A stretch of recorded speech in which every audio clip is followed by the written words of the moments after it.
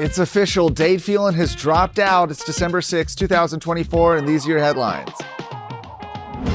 Well, Texans woke up this morning to news that embattled House Speaker Dade Phelan has now announced he's not going to seek re-election to the position following a tumultuous election cycle and vocal criticism from both House colleagues and Texas voters alike, who accused him of empowering Democrat members at the expense of advancing conservative legislation.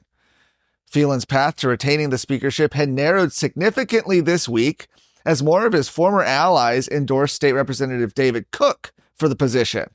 Cook has thus far garnered support from a majority of the Republican caucus, who's set to meet tomorrow, Saturday, to nominate a candidate for speaker, with the winner needing at least 3/5 support from those members. So he has 48 members right now as we record this, could change this afternoon.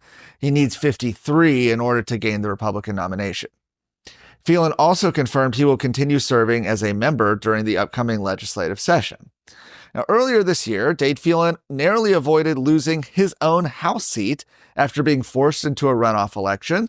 His opponent, David Cubby, was endorsed by President Donald Trump, who labeled any Republican supporting Phelan, quote, a fool.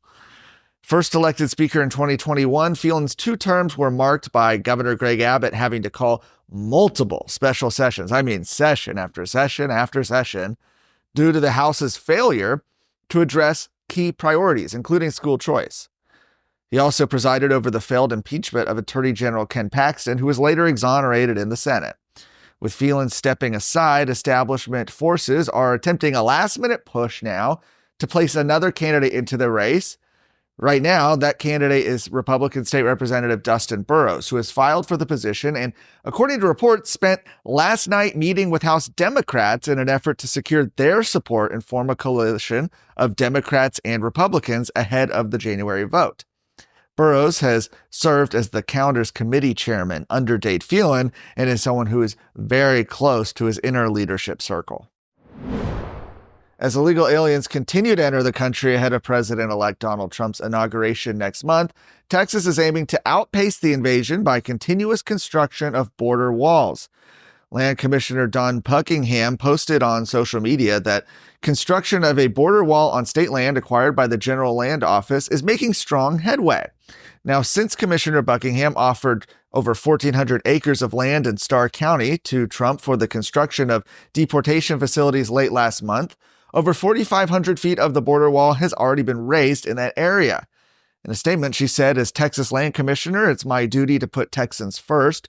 With the construction of this 1.5-mile section of our Texas border wall on newly acquired state land in Starr County, I'm doing just that. Due to the Biden administration's refusal to secure our border, Texans have suffered. She said, I'm using every tool at my disposal at the land office to protect and defend our communities. Buckingham concluded by saying that too many of our sons and daughters have lost their lives due to this unprecedented criminality along our southern border. Border wall construction is also continuing in Zapata County, where Governor Greg Abbott said that Texas will use every tool and strategy at its disposal to stop illegal immigration.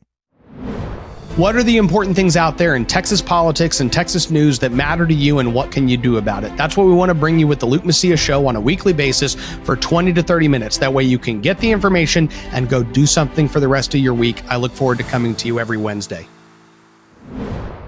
Last up, Attorney General Ken Paxton's praising a federal court ruling for at least temporarily pausing a law that imposes significant costs on tens of millions of small businesses through burdensome regulations. On Monday, the U.S. District Court in Eastern Texas issued a preliminary injunction against this law, which requires entities incorporated under state law to disclose personal and sensitive information of stakeholders to the Department of the Treasury. The Corporate Transparency Act was passed in 2021 in the massive defense measure approved by Congress after overriding President Donald Trump's veto. Attorney General Paxton later filed an amicus brief to support Texas small businesses, noting that some businesses are exempt from the law, including banks, insurance companies, and businesses with more than 20 employees. The opinion from the court stated that apart from being illegal, they hurt Texas and the people that do business in Texas and otherwise add value to the state in real and lasting ways, and it should be invalidated. Penalties for noncompliance with the law included fines of up to $500,000 and 10 years in jail. For more of today's stories, go to texasscorecard.com.